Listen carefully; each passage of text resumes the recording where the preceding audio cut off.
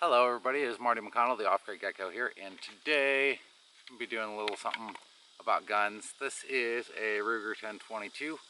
I've had this guy for several years now, and it is far and away one of my favorite firearms to use and shoot. And I usually keep it ready and loaded by the door just in case there's pest problems in the night. So I go ahead and clear it real quick.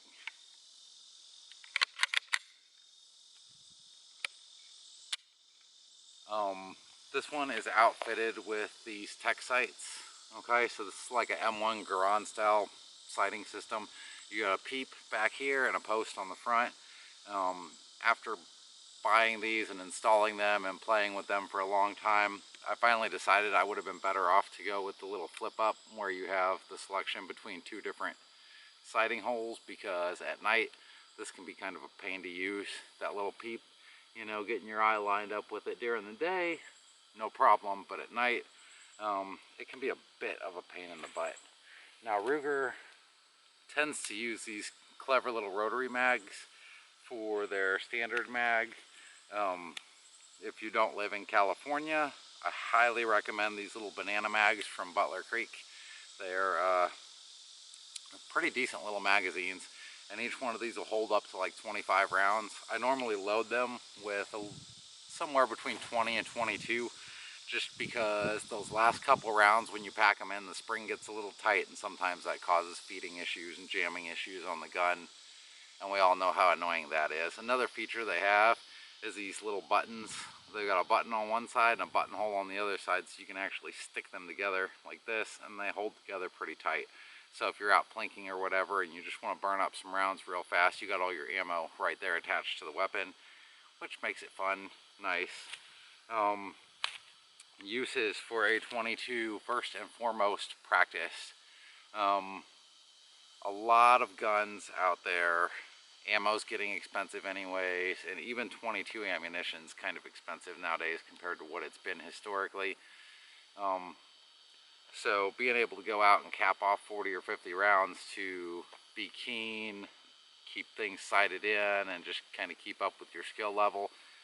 I'll admit I don't get out and shoot anywhere near as often as I used to, and part of that is because of the high price of ammunition these days. So kind of gone from spending ammo recklessly to just sort of hoarding and saving it up for what I need. And a lot of times that might be going out in the woods to, you know, grab dinner. So yeah, but 22 is at least cheap enough that you can get a lot of shooting done for not a whole lot of money. So they're fun, they're pretty versatile too. You can get all kinds of ammunition, everything from these little snake shot rounds, which I do not recommend. Mostly you're better off just going with a regular bullet. Now 22 is one of the oldest cartridges there is, probably the oldest currently manufactured cartridge that's still in existence. And the 22 long rifle has become like a staple for shooters for a long time. So there's a lot of different ammo variants available for it. What I'm shooting today is just this little cheap lead round nose stuff. They sell this as target ammunition. Works perfectly well for hunting. Most people for hunting prefer a hollow point of some type to make sure they get some expansion out of the bullet and it doesn't just pass through the critter. Animals that you can take down with a 22 range from state to state on some of the larger game sizes, but I mean, I've taken down everything from squirrels and chipmunks all the way up to raccoons with it.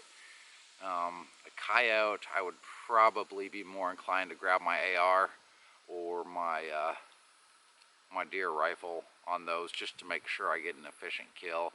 And to be perfectly honest, even on the slightly larger critter like raccoon or a possum or something like that, probably better off just going and grabbing the shotgun, because shotguns are probably the only firearm that's a little more versatile than a 22. They're just a little more expensive as well. So for small game, like, this is your meal ticket as far as I'm concerned. The only thing better than this on real little critters is if you're really good with one and you have one that's decent quality, a pellet rifle, incredibly cheap to shoot. But for anything at range, 22 is probably going to be better. I can hit steel plates at 100 yards with this thing just fine with the open sights, so I don't really have a problem on that front. Today I'm going to be gearing it up. It should be pretty well sighted in. I've got some cans out there at about 55 yards, and I've got a couple sprinkled closer. Should come out and cap off some rounds. I found from experience that every 22, even though they come off the same assembly line, they can be a little picky about what kind of ammunition they like to eat. Most people have luck with Federals. I tend to have luck with Remington, and this one, it just depends. And then I've got a lot of CCI ammo as well, just because it's a much higher quality, so it's more consistent results. When everything counts or something's on the line, I'll go for my velocitors or my CCI high velocity ammunition, just because, I mean, they just work. Mini mags are awesome. These rounds are interchangeable with a lot of small caliber firearms, so 6 of one, half dozen of the other. A lot of people will opt for a 22 mag and a pistol.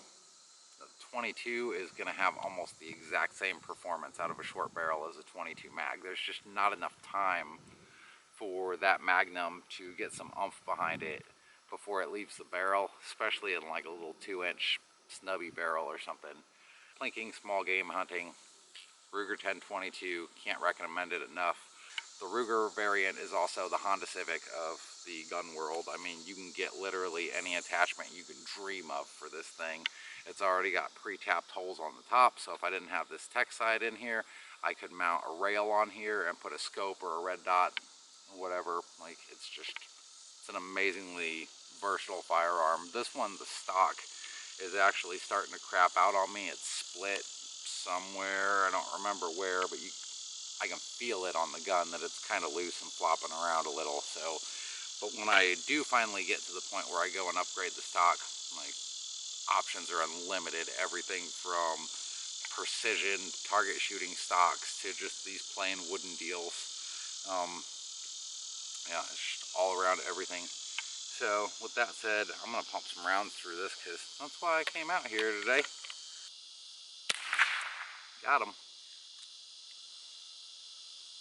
So I'm still hitting low at that distance. That's probably fine.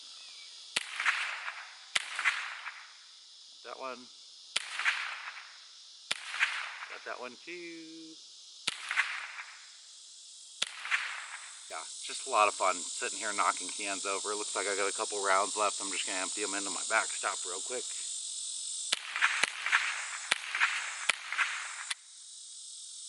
Yeah.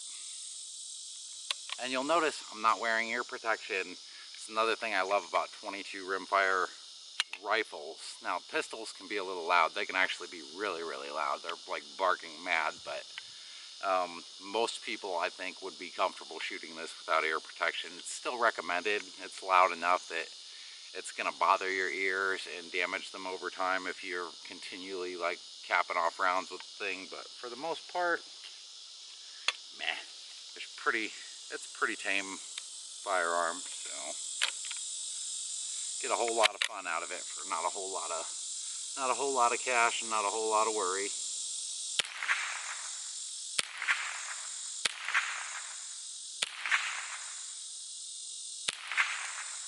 Failure to fire. It happens. 22 rounds are made in bulk. They're not really made to high quality, especially these little target rounds. I might try throwing that back in there and firing it again. Go ahead, take that out. Take that out. Weapon's clear. I'm just gonna leave the bolt back for now. Yeah, very, very versatile round. Everybody should have a 22 or 3 or 4 because they're amazing. Probably want to keep a couple boxes of ammunition in storage, and basically it's the kind of thing where if I see a box at Walmart, I'm just going to go ahead and buy it because I can always use more 22 ammunition. Like, this stuff was really, really cheap. Still works just fine for target practice and for hunting. So stay tuned, don't forget to subscribe, and I'm probably going to be showing off a couple more of these firearms and talking about like their uses on the homestead or off-grid, or and my selections, why I've chose them a little bit, that kind of thing, just as I go. I'm not going to make a promise to do these all in like a week or something, just as I get time to shoot more video. I will catch you guys later. I'm going to go kick these cans over, see how many holes are in them.